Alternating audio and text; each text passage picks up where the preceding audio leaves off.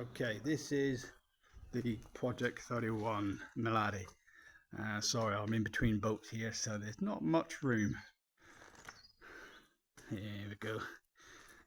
Now, anybody that knows a little bit about the project, let's turn that way. I don't know if I can do that. I'm just going to go screw with on YouTube. Probably will. Alright. The wheelhouse on this Project 31 has been moved forward by 4 foot. The start of the window there should be there because originally the Project 31s didn't have an enclosed wheelhouse.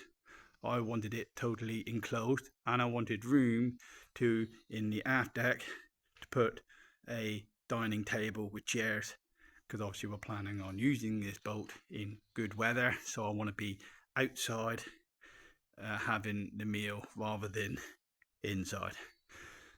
So there we are. Obviously we've got some scuppers in the sides here and here. I'll explain in a minute when we go up on board. Is I've put in a self-draining deck on this one. It's all sealed, so they don't come from standard with this. I have done it myself. Obviously I've got my exhaust outlet for my heating system, diesel heating system.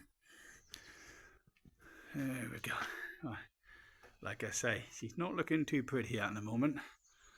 Alright, bear with me with the camera. I'm getting used to all this, and I will get a better camera as I go, and a tripod to try and make the videos a bit better.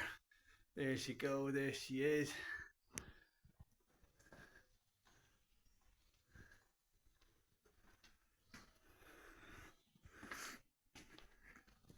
Not a very nice day out there weather-wise today. Right, so yes, like I say, I've got the rubber out to carry on and fit in the next week or two. Right, walk down here.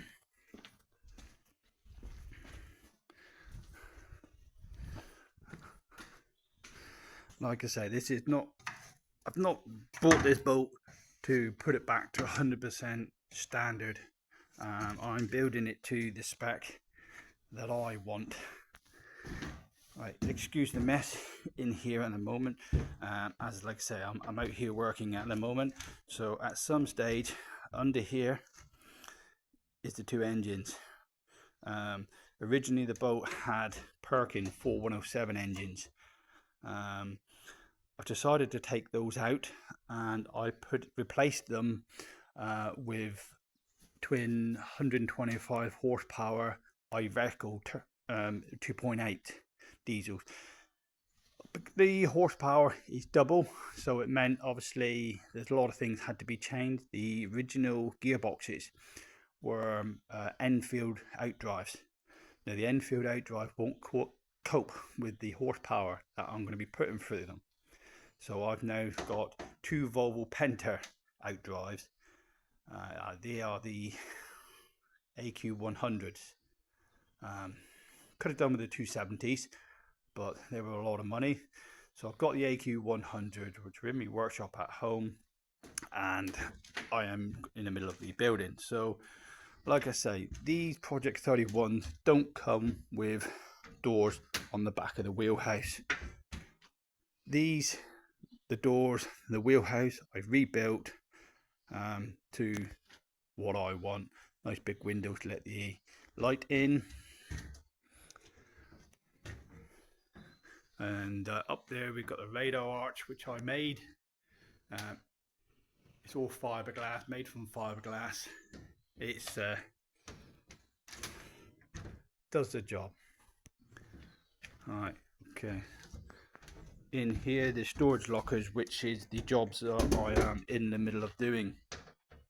These lockers, like I say, I made them once out of ply, and they got damp, and that was it. So I've remade them, but I've made them out of inch-thick tannalized timber. Then I've covered the tannalized timber with a plastic hygiene board to protect it from the the damp air. But being tannalized timber, it shouldn't matter anyway. But it's also wiped clean, like I say. So these are little compartments here. Okay, fold down, got a little chain, so they stay there. These are going to have some drink holders here. So if you sat down and we've got a glass of drink, you can put them in the holder, and a boat goes by and you're rocking. You don't have to worry too much about it. There's that one. Sorry, what could I do one-handed? Now in here we have the diesel heating system. Okay, and like I say, the floor is all sealed. Underneath the floor here is a battery compartment. So there are 2 engine batteries and 1 leisure battery to run the lights and everything inside. Under this one there are 2 holding tanks, 2 150-litre holding tanks. One for the grey waste, i.e. taps, sinks, yeah. And there's another holding tank with another 150-litre tank, which is for the toilet waste. You're probably thinking, toilet waste? Why have I got a holding tank for that? I know a lot of boats have sea flush toilets, but I've gone down the route of putting a household toilet in my boat. So when I'm on a marina, I don't have to worry about anything being flushed into the water beside the boat or beside other people's boats. And you're not allowed to do that inside the marina anyway. You have to be 4 miles out at sea before you are allowed to empty your toilet waste. So I'll show all that later on another video. Okay, like I say, this is my startup video. It gives you a little info on what we're doing. This here is the fuse box area. Got the fuse boxes there, and we've got the AC/DC switch panel here, charger, and then down there we've got the heat pipe which goes up in behind, goes to the diesel heater, but it's also routed out into the front as well. And here we have got, excuse the toilet roll, down on the boatyard, you never know. Like I say, here's the driving position. Down here is access to the steering cable. This is all it's second hand, but it didn't come, it's not what was with the boat. It's something I've added myself. I've got all these solar controllers here. There's 2. There's a smaller one here which runs for a tiny little plastic solar panel. Only just trickle charges the battery. It don't give masses. It take probably weeks to charge the battery, but it's enough to charge your mobile phones and bits and pieces like that. Then I've got the bigger controller here, if you can see it, if it zooms in, which is going to be wired to the solar panels, which will be up on the roof.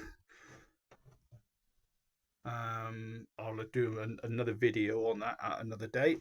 So here we go. Like I say, it's a bit messy, so I do apologise. This is just all me little bits and pieces that I got, and just being a bit lazy really, not putting them away. Okay, so now let me put some lights on here. As we go down, there's quite a step. You go down into the saloon. Okay, so here we go.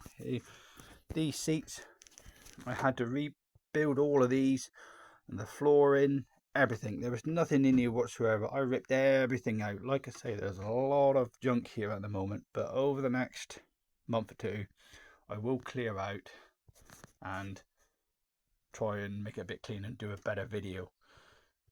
So here we've got the sink with tap. That's all connected to a 12-volt pump, which is connected to a waste tank, which is up the front. We've got storage in behind here. I'll turn the light on a minute. Right, that's better. Yeah, this is my worktop. I'm gonna have to do another video with it when it's cleaner. This is my worktop that I made. I put in a holographic flake over top of a black, and then put a clear lacquer on top. So when the light shines, it sparkles different colours. It's very nice on a nice sunny day, and it comes in. It's lovely. Same with the door. The doors for here. In behind it is the doors for the cutlery. It's the same type of pattern, or you know, depending on what angle the sun hits it, it goes whatever color. This area here is going to be for the fridge. Obviously here we've got the shelves, got the microwave, we're going to have the TV screen here. Got the 240-volt sockets there. In here, let me have, excuse me, right, and there's the solar panel to go on the roof. It wasn't too bad price, to be honest. Now this is the toilet room. I'll put the lights on for the toilet. Now here we go, or toilet head, whatever you want to call it. This is the standard household toilet that I got. You can get them from B&Q. They're not big money, but it does the job. Same again with my doors. They're all done with the same type of effect as the worktop units. So when the light shines on them, you get a nice different colour. How's it go down there? Yeah. Oh, very nice, I think so, for what it was. Like I say, this is not being built to Princess Yacht specifications by any means, but if it's usable and does the job, then ideal. Going into here, LED lighting with a sink and a tap, which is all connected. Not the biggest of toilet rooms by any means, but it's enough to go in and do what you need to do. Right, okay, coming in here, drawer storage. We have some storage here, which I built these units. Okay, putting in whatever clothes, whatever I need to put in it, tools. Yeah, tools. I've got too many tools for putting on these, but anyway, quite sturdy built. Ain't gonna go nowhere. They're made out of MDF. They've got 12 mil thick base, and then I've used the tongue and groove to do the sides, so they're nice and sturdy. There's another two just there. There's a bigger drawer, smaller drawer, and then under here, this is the flooring for obviously the wheelhouse, but underneath the flooring there's storage units. There's a storage box here which you just pull out. Really goes on forever. Yeah, as you can see, yeah, big storage unit. Putting lots of rubbish, tools, or whatever you want to put in.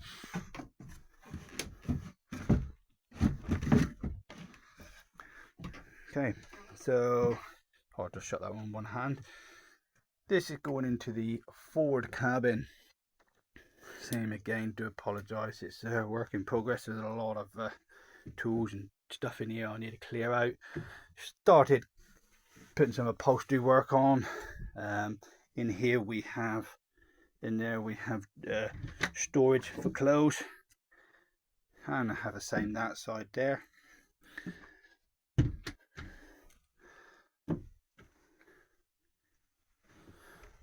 And my little table, I acquired this bit of wood from an old friend that was going to throw it away, so just give it a good sand down, and 6 coats of clear lacquer on top, and it's come up. I don't think you can see it on the video, but it's come up lovely. It's lovely and smooth, can't feel no ridges. It's lovely. If you spill anything on it, it's not going to soak into the wood. I've got a bigger version of this table, which is going to be going out into the aft deck, with some more chairs out there. Okay, so that's where we are inside. Like I said, I do apologise for all the stuff in here. You can't really see what's what. I will pull my finger out and tidy it out. The foam, I've renewed because all the original foam was smelly and horrible, and I just didn't want it in here anymore, so I got rid of all that. I put new foam in. Now I was told to cut the foam with a hacksaw blade or a bread knife. I tried both, but you couldn't get a very smooth, cut it with a very good edge with the hacksaw blade, so I've learnt now. My father again said to me, no, you want an electric bread knife. So I bought one. Ta-da! Here we go. I had a go yesterday. What a game changer. So much neater, but I'll do another video on that when I start redoing this phone. Okay, so yes, that's basically it for now. Like I said, do apologise, not much room, but you can get a rough idea of what it's like inside. All the instruments are not fully connected yet. The gauges are still got to connect to the engines, which once I've got rid of all this rubbish, I'll open the lid up and I'll show you the engines that I've put in. Obviously the gearboxes are still at back at my workshop for repair or full reconditioning. When you see the state of them, they're not too good. A lot of people will probably say throw them away, but I can afford to. So yeah, so that's that. It's basics are there. We're starting to wiring it all in. Underneath here, this one, like I said, that is the battery compartment. Underneath this one and this one, there is a big stainless steel fuel tank. Takes about 800 litres. Now you're probably thinking, why makes have such a big fuel tank?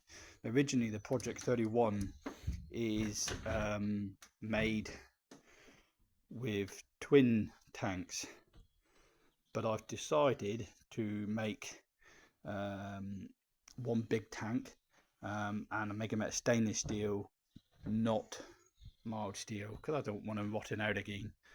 I'll show you that on one video later. All right. This is just a quick run through the boat at the moment. The sides of the wheelhouse, I did do with marine ply in the end, like my father told me to. Originally didn't. I originally did them with exterior ply, but it didn't like it. Down by the water, after 6 months, 8 months, it wasn't liking it. So I've done it with marine ply and the roof. I've replaced the roof with marine ply, and then on the marine ply I have stuck this plastic hygiene board, so it's nice and wiped clean, and anything does get to the ply in behind, like I say, it's marine ply, so it's not going to go nowhere. I can't take you up the front at the moment because I've still got 2 doors here for the forward cabin, so I can't really get up there at the moment. I can show you, I've put some new handrails on the roof, and then there's the radar arch which I made. It's all fiberglass arch, a couple of horns.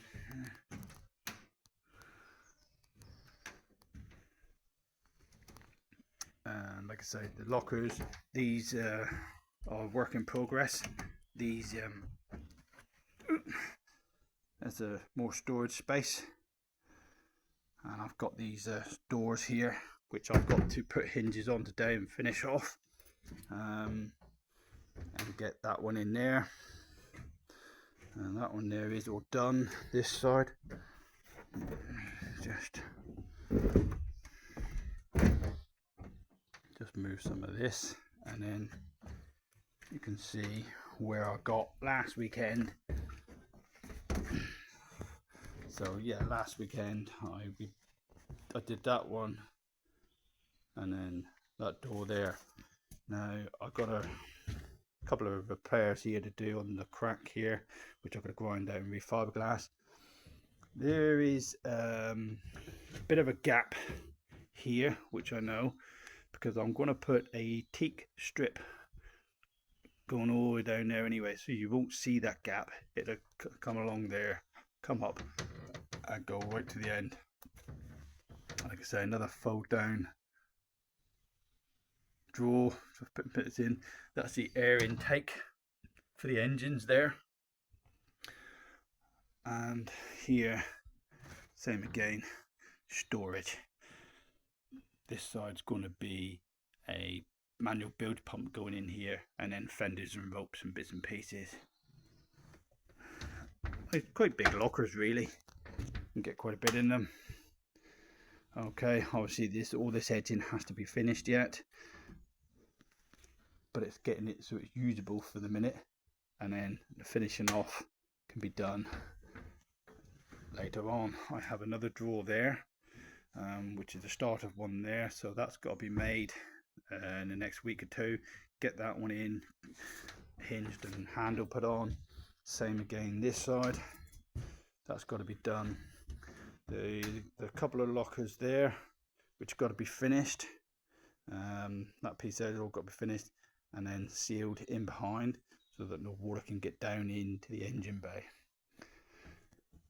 The frame here that you can see, yeah, is a frame that I started making up. I've made it from steel and give it a good coat of paint, so it shouldn't rush too much. But I'm going to start making my own awning. So this frame will be, it can go that way. And let's go back here. Yeah. If I I'll show you. Just down here, there's a little nut. If I take the nut off there, and the same that side, this frame then folds up that way. So then I can turn it into like a little sunshade. I'm gonna get a bit of white sunshade material and then put across. If I want it into a full awning, then I'll fold the frame back down, put the two legs in, put the two the nuts back on. Then I'm going to have the awning going down around with the windows in it, going all the way around. And then this bit here is where you go out to the steps, which will take you down onto the bathing platform. Now there isn't a bathing platform at the moment, but I am planning on building one. But like I say, that is probably 3 or 4 weeks work just making the bathing platform. Cost of buying a bathing platform for this boat, a decent sized bathing platform, probably going to cost me £1,000, so I should be able to build it for half that. Like I said, that would be a few videos time. Right, okay, I'm going to go and have a bite to eat and a drink, have a bit of a tidy up, and then I'll come back. Okay.